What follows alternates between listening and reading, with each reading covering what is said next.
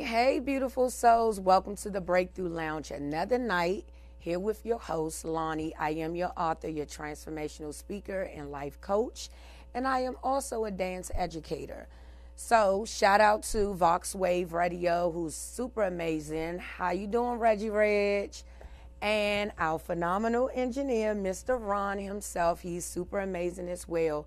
And also, you guys, if you would like to be a guest on my show in the Breakthrough Lounge, please reach out to me at 240-547-4358. Almost forgot, but that's the number. 240-547-4358. So tonight's topic, you guys, we're going to talk about my other business, which is called the Dynasty Institute.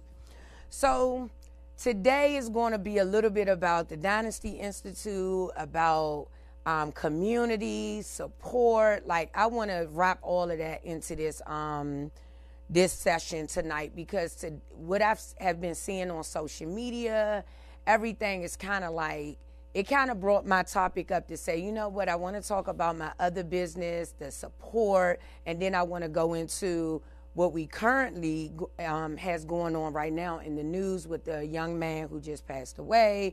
So I want to talk about that a little bit later on in the show.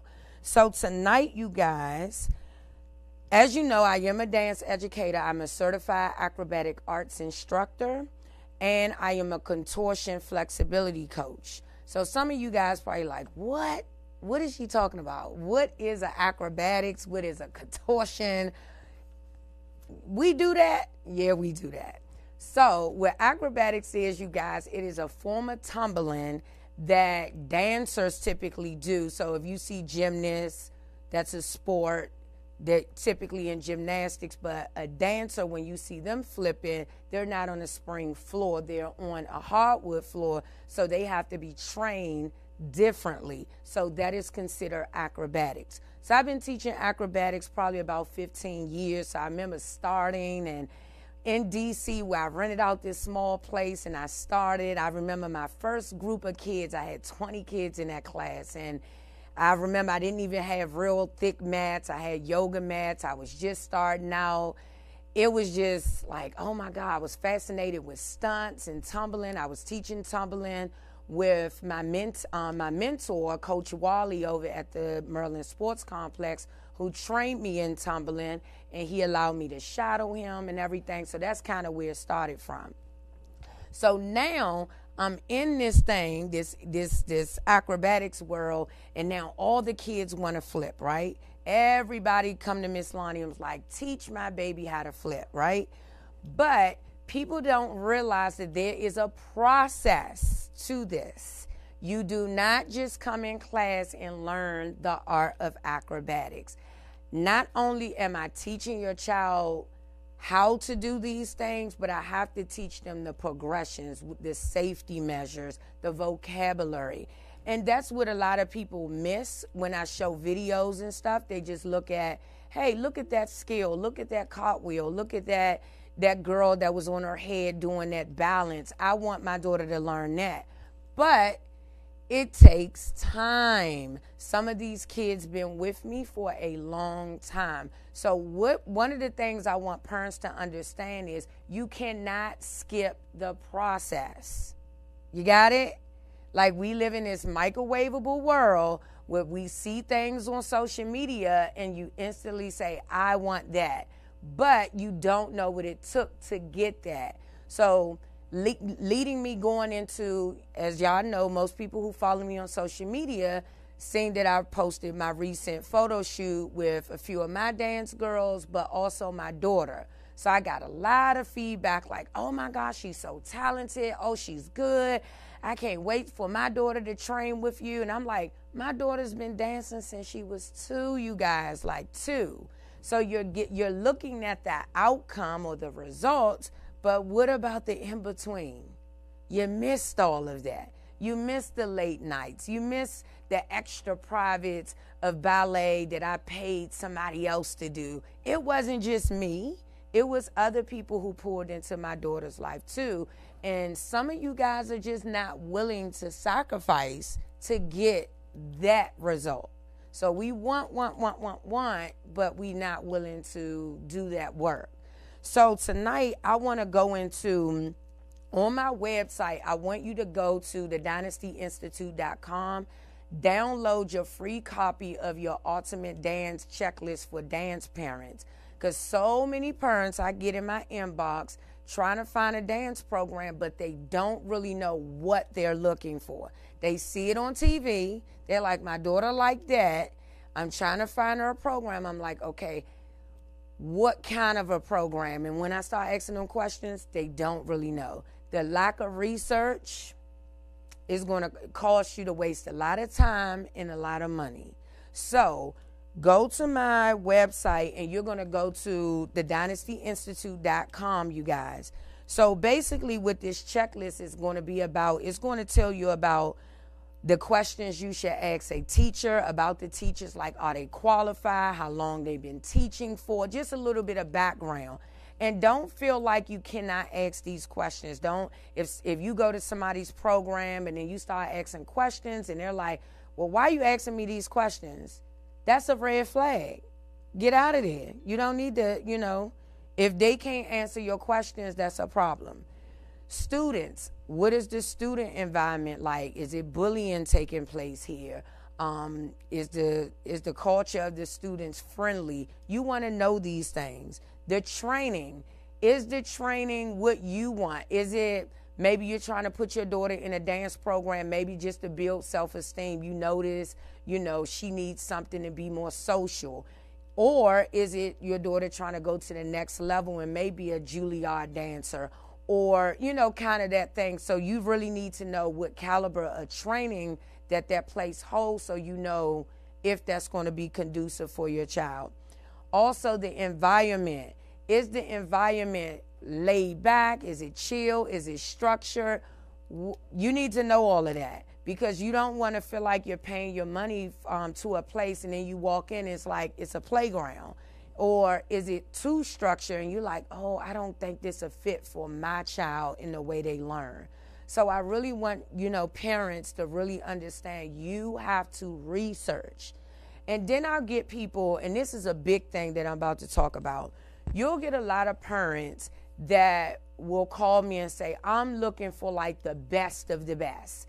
I need quality training. The owner got to be on her A game. The teachers got to be on their A game, which is great.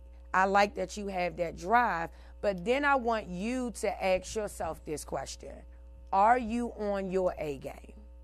Are you the best parent for that best program, right? Because what I find too is a lot of parents want these things, but when they go to a program, they don't necessarily always show up at their best. And what do I mean by that?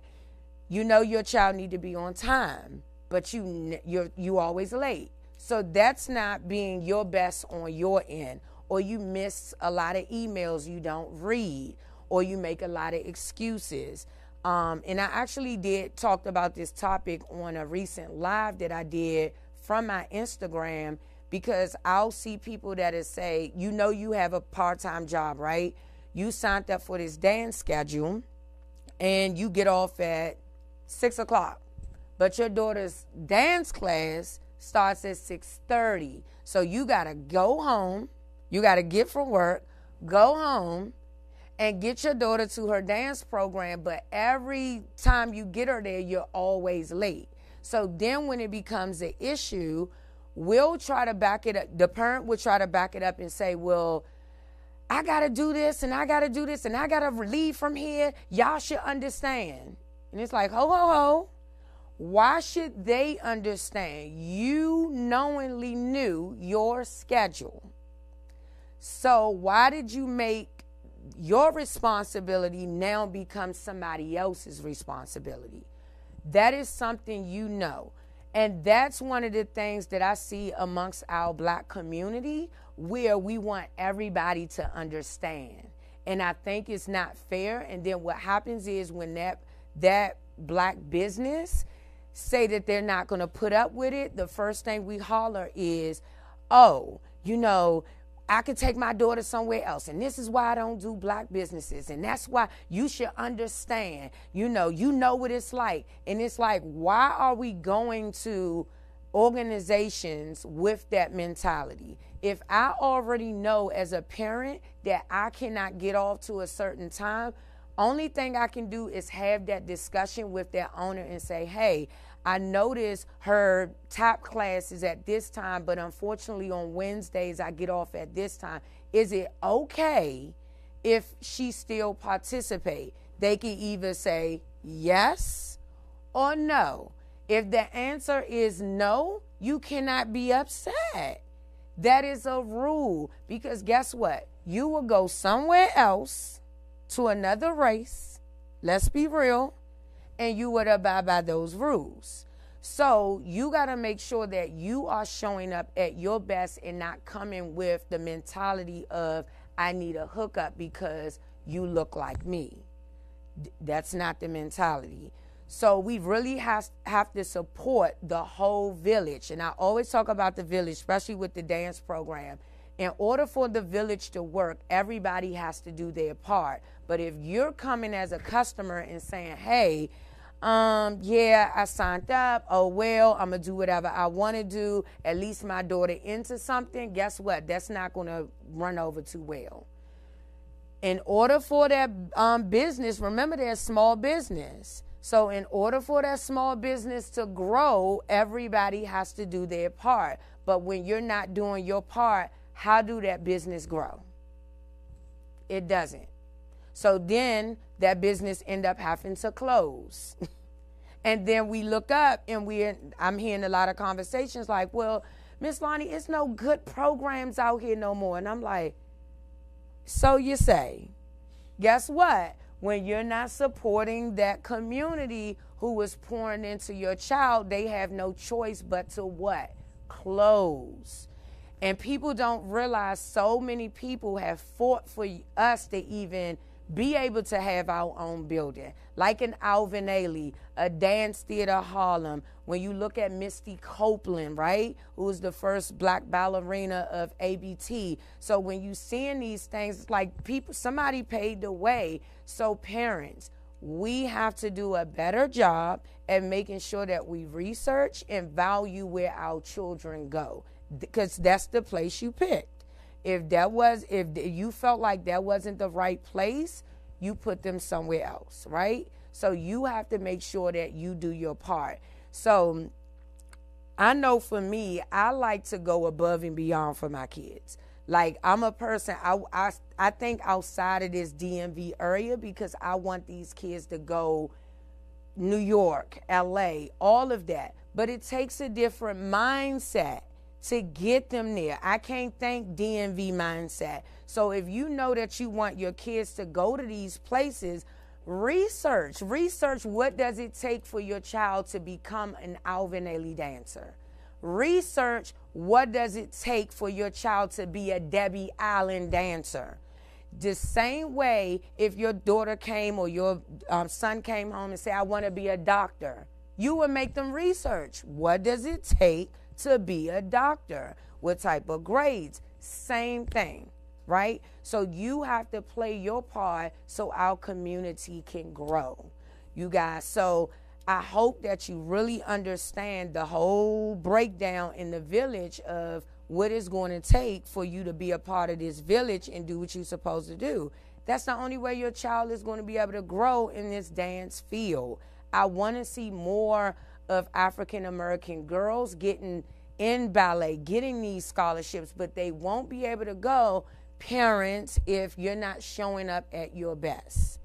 Got to show up at your best. So you can't get mad when some of these big top schools close and then we now trying to fight because now that they made the news. Oh, well, what are we going to do? We need to band together. Well, you should have been banding together when your baby was in the school, when she was in her local dance company that you could have supported to make sure she get what she need so she could have got to the next level. Stop waiting to stuff like close, a disaster to happen, somebody loses their life, all of these things for you to now say, I want to mend together. No, that's the wrong time. That's the late time. Now it doesn't make any sense now. So, which goes right into the topic that I am going into about support. So we're going to take a quick, short commercial break. Don't go nowhere because this topic about to really get juicy, okay? So see you guys shortly. Don't go nowhere.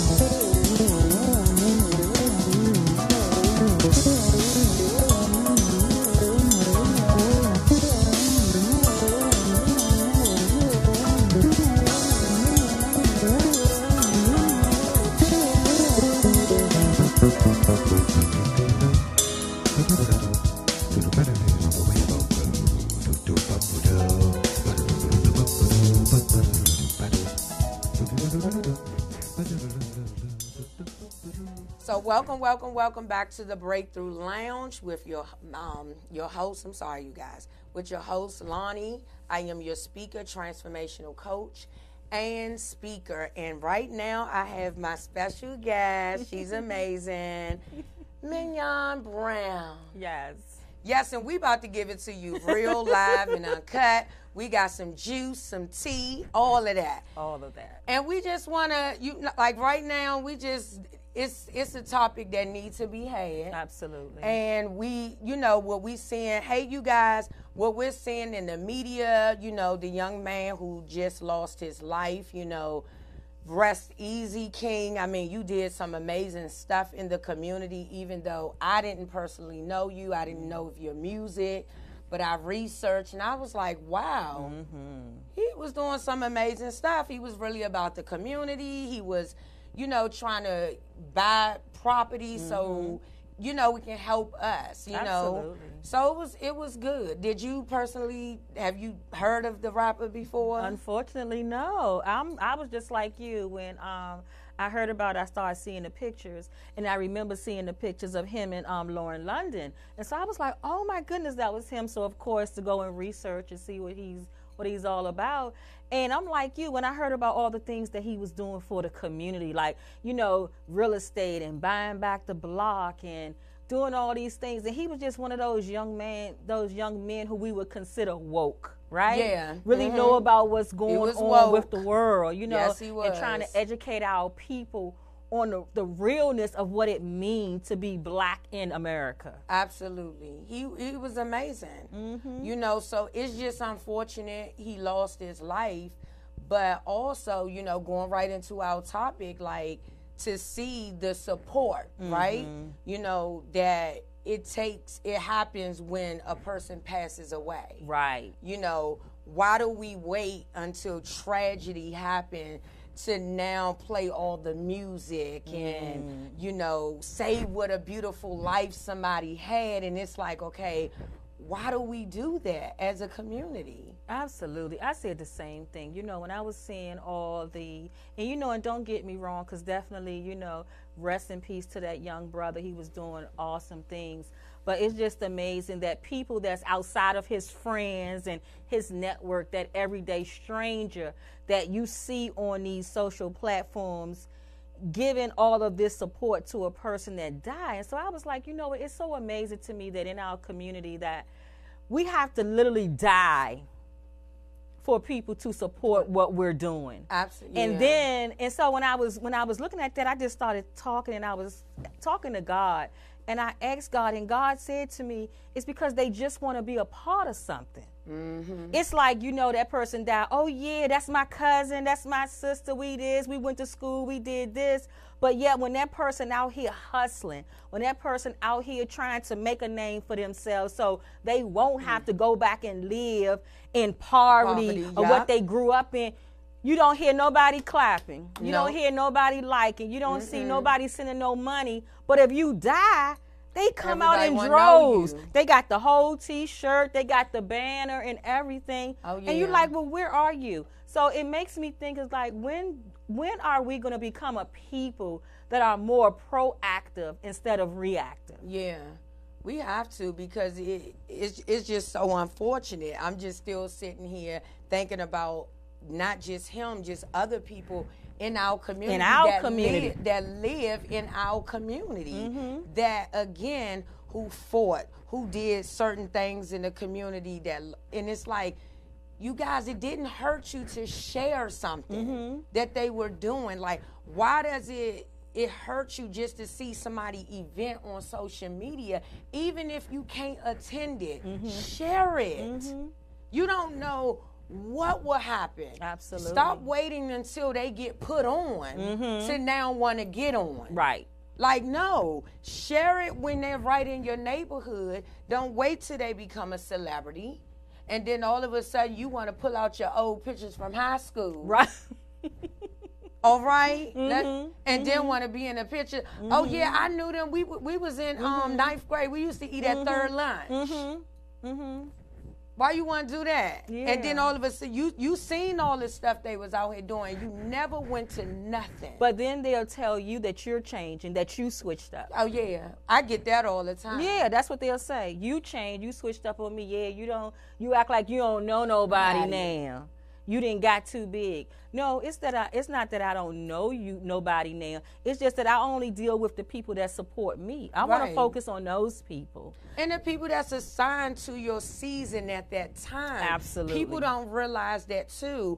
Even it's not always negative. I have people, my friends, certain people that was a part of my circle in another season.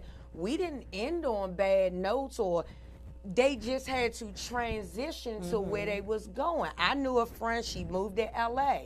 She had to follow her dream and dance her life away. But when she come back, we link up, and then I couldn't go with her. Some people gotta be left, and you gotta be okay with that and keep it moving. And you know what? That happened to me. I had a very good friend. She was actually one of my mentors. And she was helping me when I started my nonprofit for domestic violence. And so she gave me a lot of platforms to be able to go out here and share my story and really to pave a way for me. And so as I started growing and people started hearing more about me, and now I sit on a lot of organizations, and I prayed for this to be able to sit at the table, to be able to make change. And so when I finally got to the tables to be able to help and make change, she felt as though that now I didn't left her. And it wasn't about leaving her in that sense, but I had to go and pave the way. Right, yeah, because now somebody else, you're going to be able to do the same thing. Exactly. And then they're going to have to leave. Exactly. And that's what happens in the other communities. That's what they do. When you see a lot of Latinos and in that culture, when they live together, they help cultivate. When we go get our nails done, you'll see the same thing in their community. They help each other. They get them going and they push them. Now you go and get your stuff. That's right. Now what you do is help the next person. So it becomes a chain. So now when they started off with one nail salon or hair salon, whatever they got carry out, now they got multiple. Absolutely. But see, we get in our minds and say, somebody left us. Oh, they think they better. No. How about you were the person that was able to sow that seed? You're going to now is watching it grow. Now you about to sow, and it becomes this whole little thing, this whole little circle, instead of looking at it like, they left me. Do you understand? You planted the seed, now the seed is going to continually grow. But we so caught in our mindset, that crabs in a barrel mindset, that we can't get nowhere. Absolutely. It's sad. Absolutely. And it really hurt me, because I was like, Dad, now that I'm at the table, now I can tell these people about you. But see, now you done messed it up. Now I can't even trust you. Yeah. Because now you mad that I'm at a table that you're not, but knowing that I have to get in there to sit at the table first, figure out what's going on, and then when it's time to bring you in, I can bring you in. That's it. But my work got to speak for itself first. Because they came looking for you. Absolutely. So when they come looking for you, you can't worry about nobody right now. Not right now. It ain't time. It ain't time. It ain't time. I had to cultivate that relationship. Yes. Build that relationship. That when I do say, hey, I got a sister over here that do this, they like, oh yeah, bring her on. And then sometimes it may not be for you to bring. Absolutely. Sometimes people got to be okay with that too, and not think that, okay, they got on and they didn't tell nobody about me. it's not that. It wasn't the fit for where they was trying to go and where I was trying to go. Maybe our assignment stopped. Right. So it's a lot of that, and we just got to get out of our mindset of thinking that we attached to everything. That is so true. That is so true. And I even know, even with the work I do, I know that I am not attached to one person. You know what I'm saying? It's like a tree, you know, a branch. The branch is on a tree. You know, you're going so many different directions and everything. You're not attached to just one person or one place. So you have to be able to grow and branch out. And the people that's coming up with you have to understand that, not to take it personal. Everything is not it's a not personal attack. It's just, and that's what I think people have to realize. Like, I had to make a huge decision in my business, as we both are entrepreneurs, and every day something may change. You may have applied for a certain grant back in 2017, but then we now in 2019, where you now then entered in some other business venue, and now all of a sudden they say, here's the grant. So now you got to hurry up and try to figure out, okay, what do? I got to figure it out, because now they saying for me to get this money, I got to show them this, but right now I'm into this. So you always in this juggling phase, and everybody don't understand that. So even for my dance business, I had to make a huge decision to say, hey, right now I can only offer this because of where I'm about to go, because now I'm being called to go to a lot of speaking engagements. So this is what I got to do. Guess what? All of them cut me off. Let's be real. Like, they cut me off. I'm like, it's okay. It's not personal. That's a teachable moment for your kids to say, in life, you may find that you're in a season with somebody and they may now gotta leave. That's a teachable moment, and say, hey, as you get older and you start having to do things, there's going to be some people that you gotta move on from. Absolutely. Not that it's negative. You keep that communication, because guess what? You may be the same person that gotta reach back out to me and say, Miss Lonnie, I need a recommendation letter for this. Guess what? You're not going to be able to get it. Because why? You just left. And that's so important, that we can't burn those bridges. We have to still maintain those relationships that we have with people. You know, it's not about like, okay, it's not going my way, so I'm just going to throw the whole person away. No. And that's what we accustomed to, of just throwing people away. Just, you cannot do that. Even jobs, it's the same way. We put in our notice, we got to leave. We want to leave on good terms, because guess what? We'll never know we're going to have to come back. You will never know. 10 years, we all have been there. You may have been away from that job 10 years ago, and then all of a sudden you got to apply for something, and they say, we need 10 years worth of job history. Then you got to go back and say, hold on, I got to find Mr. Johnson number. Mr. Johnson, you still at so-and-so. Can you vouch for me? But what if you left Mr. Johnson crazy, cut him all off, and did all this shenanigans? You're not going to be able to go back to Can't Mr. even Johnson. use them. Can't use them. Can't even use them. Now you got to go ask your uncle to pretend like he's Mr. Mr. Johnson. Yes. Just again, we have to get better as a community, and we tear each other down so much that it's like anything that a black business or anything that we trying to do, the one moment we mess up, it's like, oh, see, that's why I don't do business with them, and that's why I do. And you like, you throw the whole business away. The whole business away. The whole business. You couldn't just reached out and say X, Y, and Z. But yet, other cultures will accept anything from them and say, well, it's okay because it's in my neighborhood. I have to support them, or I have to do this. I don't have nowhere else to go, or just because I want to go there. It doesn't even matter how they treat me. But when it comes to black businesses, we're held to such a high standard among our own that we can't even fail. No, at all. We can't do no even fail. wrong. We can't do nothing wrong. Nothing wrong. And remember, most of small businesses are operated off of one or two. Two is pushing it. Two people trying to do the best that you can, so you can get the revenue to start asking other people, can they help out? But when you first starting off, look at Apple. Look at all of these people. They didn't have a team, but we was working with them. Absolutely, and I say that right now. You know, within my business, I have 6 different contracts that I'm working on, and it's all me. You know what I'm saying? I am praying to God for me one day where I'll be able to hire me an assistant to be able to assist me so I can go out and get more work. But right now, it's just me.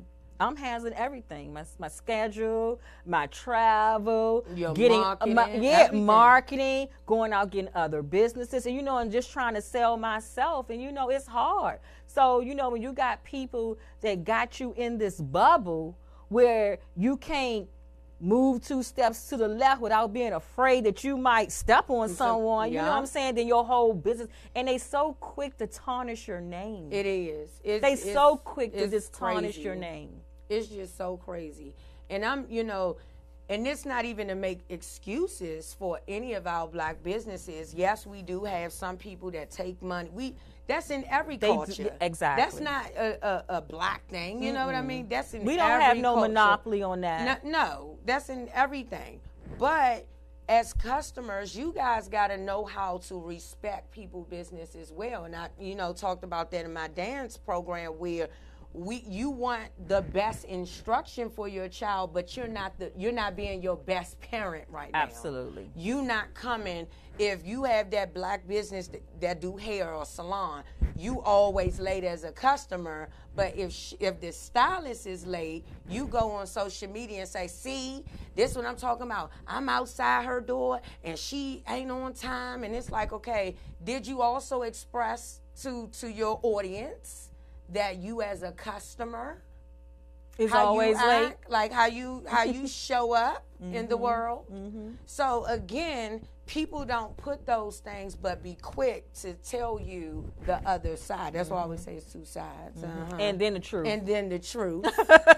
2 sides and then the truth. Then the truth. Because I'll have people, as most people know who have had their kids in my program, they know I am strict. They know I am structured. But why is it when a black business is structured and strict, we call it you're doing too much? Oh, yeah.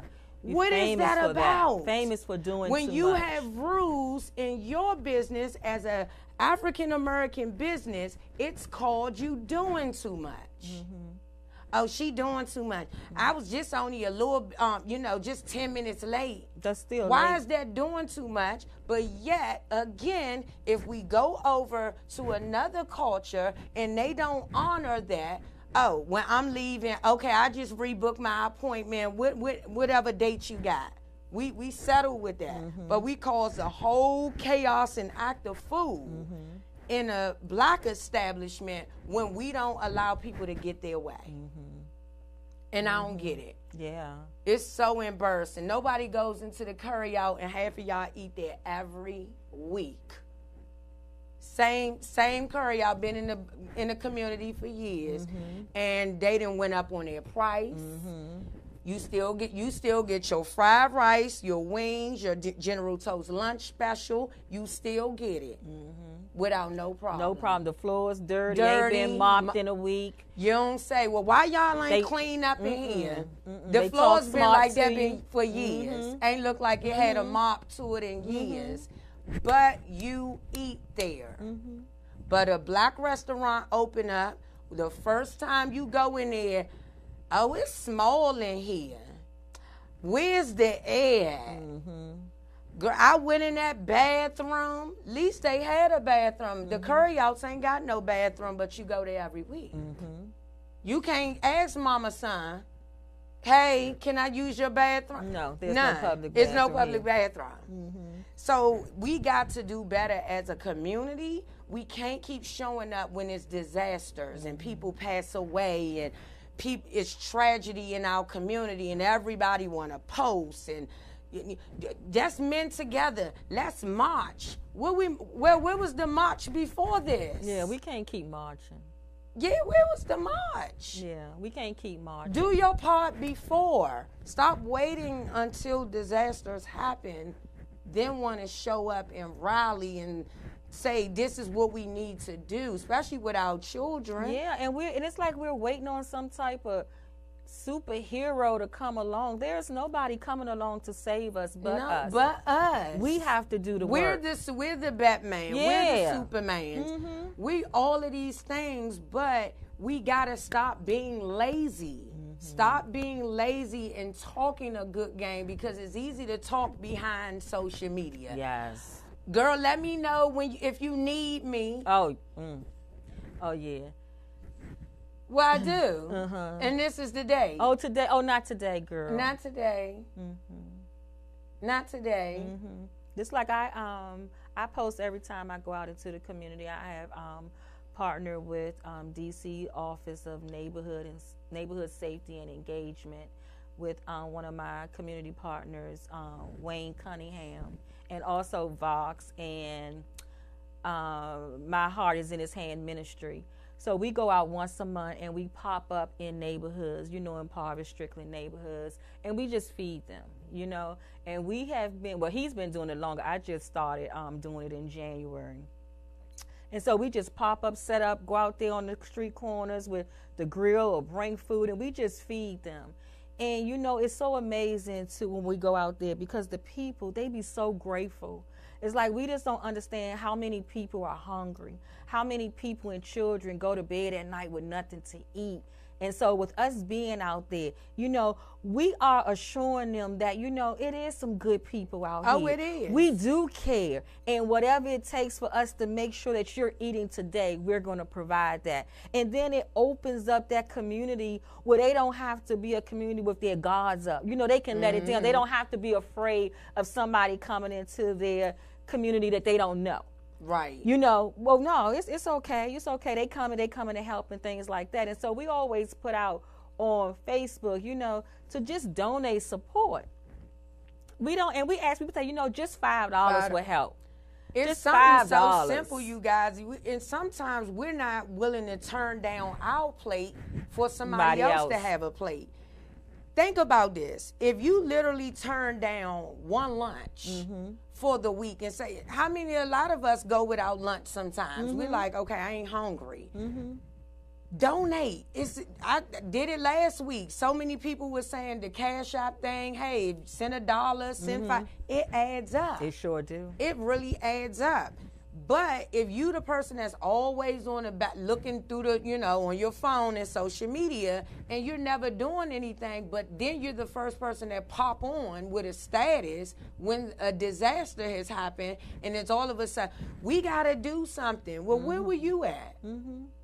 Where were you? Or something happened within their family, then they in your inbox asking you, what can your organization help us with? Well, right now, probably nothing, because, if you would have been donating, then it would have been something here when you needed it.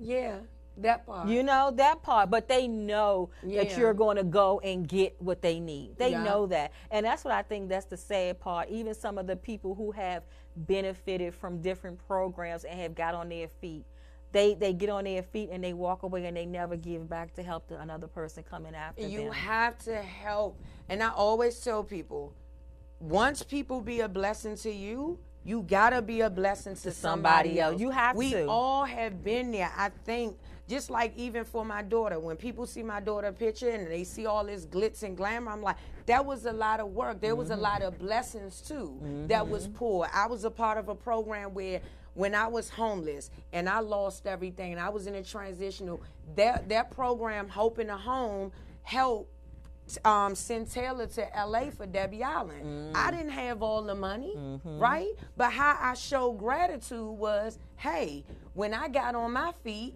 I'll come and speak for you guys. I don't ask for a dime.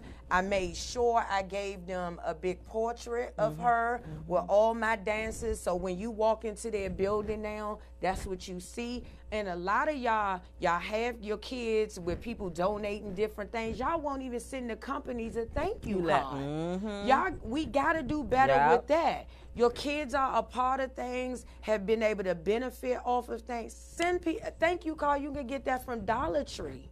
That's a Dollar Tree thing. Yep. It's just the mere fact of I'm grateful because guess what? That turkey giveaway, I didn't have to get it. That box of food, I didn't have to get it. But where was that organization? Okay, it was some, or it was this program that done.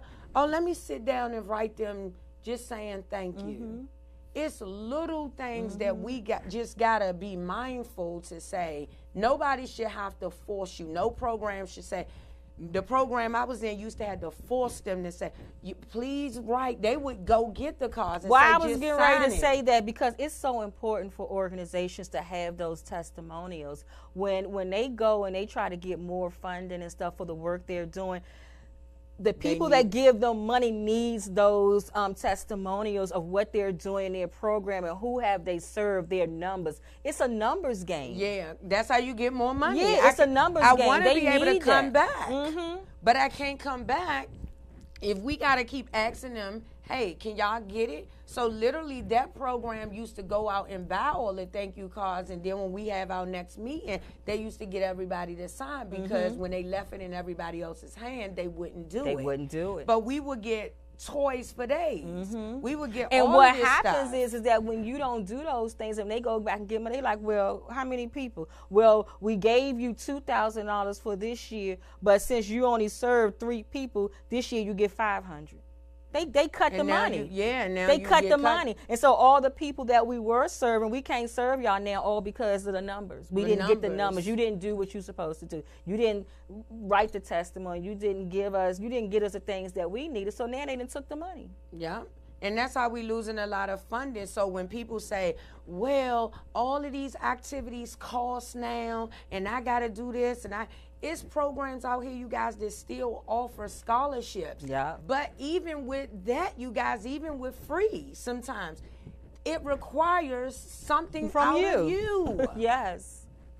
That's the part that gets me sometimes. People want free, they want discount, but they don't want to do the part that they need to do. It's like financial aid.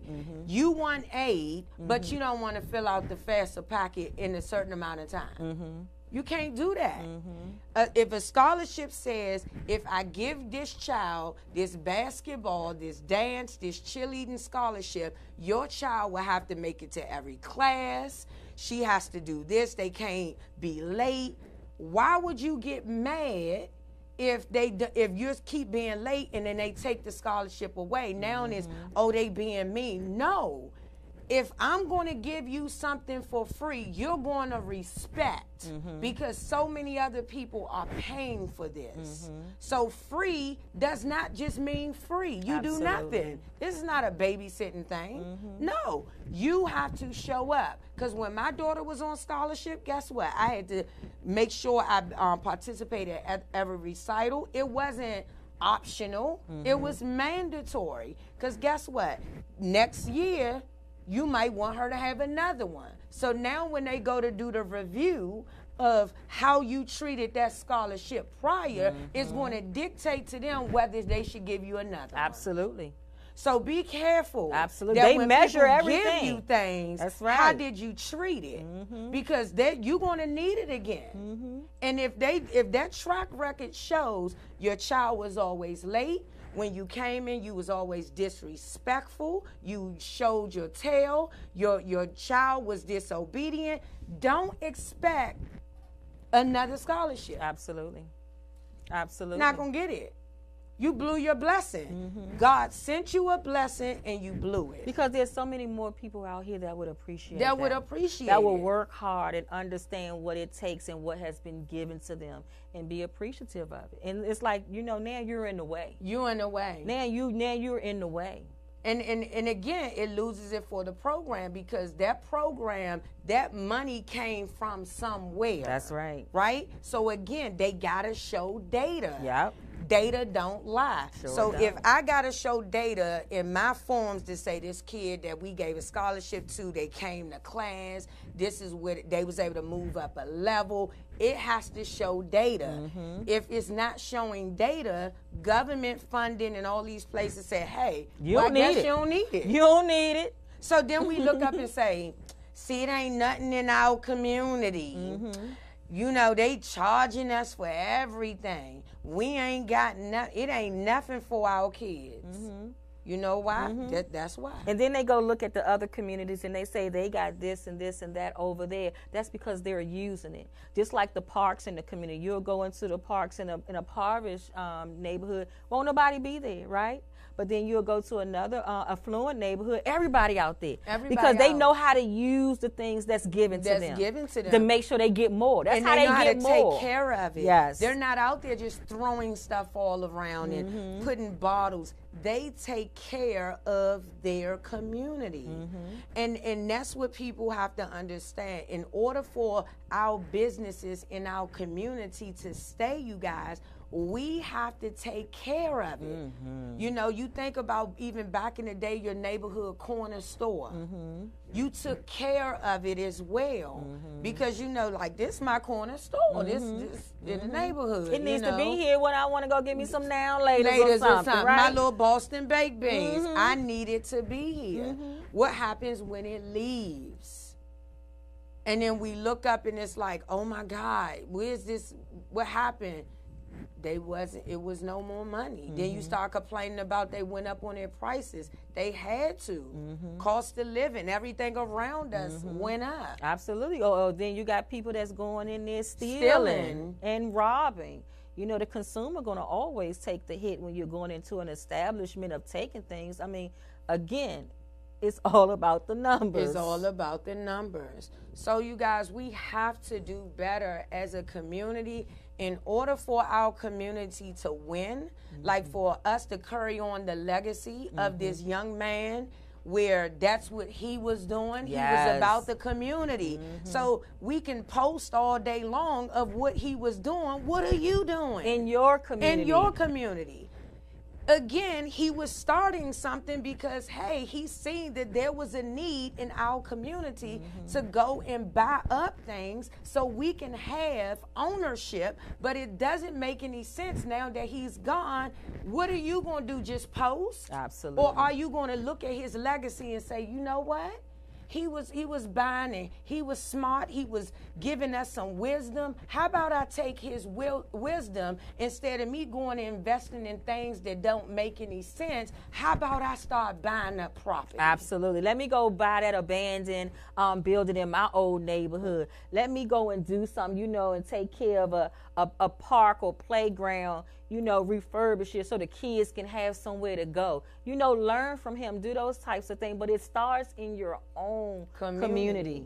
He went back to his own community where he used to stand out there, sell drugs, gang bang, or whatever, but he watched, he paid attention to his environment and knew that he wanted better for him and the people coming after him. Yeah. He knew that. And guess what's going to happen to that store?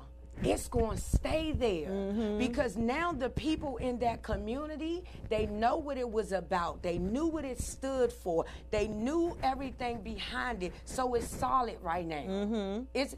Even though he's gone, he's already left a mark. Absolutely. So what mark are you going to leave in your community? Because it was a tragedy, but what did you learn from it? He has passed the baton now. He's passed the baton. So what you going to do? You going to pick it up? Are you going to pick it up and run with it? What are you going to do with the baton? Or you going to be the bystander that always talking and never doing? Listen, it's a lot to do what we do in the community. Everybody don't want to be doing what we doing because you know what? People scared. People talk good, but they don't really want to get their hands involved.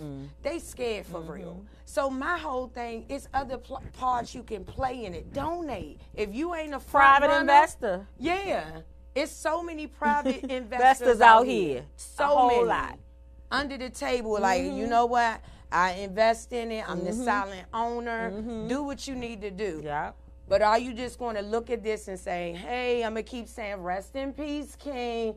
Oh, that's such a tragedy. Another one gone too soon. He tried to do. What you going to do? Because guess what? What they going to say about you when you leave? Come on now. What they going to say? Because we talking good about him. But What they going to say about you? Well, they got to make up something. Okay. You got to make up something. They're going to have to make up something. Because you didn't do nothing in your community. You didn't do nothing. You didn't play a part. You didn't leave a mark. You just talk good. And you wanted to be seen. In a part of something. In a part of something. Instead of really putting that money and saying, you know what? They right. Let me learn from this. He did this. He stood up for our community. It's hard to stand. It's like you standing alone. Yeah. You got to stand alone. And that's why I say this life being into the community, this a whole nother beast when you trying to stand for a community that's divided. That's right. This is a whole beast we fighting because we so divided trying to stand for something. And it's like, okay, I ain't hear about no documentary before this happened. Me neither. Ain't nobody was sharing this. Nobody was, but everybody said they knew. I was like, I ain't heard nobody sharing nothing about no documentary that he was doing. Why didn't it make the news or the social media post before now? Right. What? Why didn't it make the post? I'm confused. Where was the share? And it's always until a tragedy happened when people start saying, oh, yeah, because they was working on their album. Oh, they was working on their movie. We ain't know about it. You ain't sharing that one time. We could have supported them. We could have downloaded it. I mean. On Spotify, SoundCloud. I mean, something. But guess what? Everybody going to subscribe to their YouTube. Something. Stop waiting for these disasters, people. Stop waiting. And I'm hoping that this woke a lot of you guys up and literally not get so distracted by the other stuff that's being said and pay attention to what really needs to happen. Pay attention to, hey, he left a legacy. I'm listening to his lyrics. I hear what he's saying. Do something. That's it. Don't get caught up in the other stuff because then it becomes a distraction. Absolutely. And then you get caught up in all the other extra foolery. And then you get caught. It's the government. Don't get caught up in all that. What mark are you going to leave? And it's so true. On Facebook, I had seen this. It was a video from the Animal Kingdom. And it had two deers that was fighting. And the caption is that we spend so much time fighting one another that we can't even focus on the enemy that's approaching. My God. So it was two deers headlocked with their antlers, and they was fighting. The other deers seen the lion coming from in a distance, and they ran off. The lion was able to come and attack the two that was fighting and end up killing the one. Both. And it was so powerful because I said, wow, that is what's going on in friendships and marriages and families. We so busy fighting each other that we can't even see the enemy coming. And he's coming. And he's coming. He is coming. And that's why we so divided. Because we so busy trying to get into relationship with business, and the first thing people start saying, well, I wonder how much money they bringing in. And I wondered it. You start thinking about all the wrong stuff. The little old business that she has. Oh, yeah. Oh, that little business. Oh, she's struggling for real. Like, are you kidding me? If I'm struggling, partner with me so we won't struggle. That's right. Because, again, we at war, but the whole time the enemy coming to get our kids. The enemy coming in to take another black life. The enemy coming in that you keep resharing missing kids. Ooh, Jesus. While we just still shoot, bop, bop, we going. Bop, I'm gonna hit you here. Oh, I'm gonna take a jab here. Enemy still coming. The devil ain't saying, I ain't gonna let up, he's still coming. Because y'all fighting each other and I'm taking your kids. Yep. I'm taking your household. And that's what you see. So when people keep saying, why is there so many missing kids? Every time I turn around, I say, because our community's so messed up. We at each other's throat that we can't say nothing to nobody kid. We can't say nothing. So the enemy like, I'm going to just have them be missing. And that it looks like they with their uncle rebelling. They don't want to go with their uncle. I see them get in the car being pushed and pulled and thrown. I'm like, oh, that ain't my business. Maybe they know them. And the child is gone. And gone. We said it all. So you guys, I'm just saying, in a nutshell, we have to support. We have to be a community. We have to do better. We have to do better because just like Mignon just said, we keep being at each other's throat, the enemy going to keep coming, and then we're going to lose another life, and we're going to get distracted. So you guys, I'm thankful for you guys tuning in with us tonight. This has been phenomenal. Of course, we're going to keep it going, you know, after, because I'm going to go live again about this topic. You know I am. So until next time, same place, same time. I see you next week. I love you guys.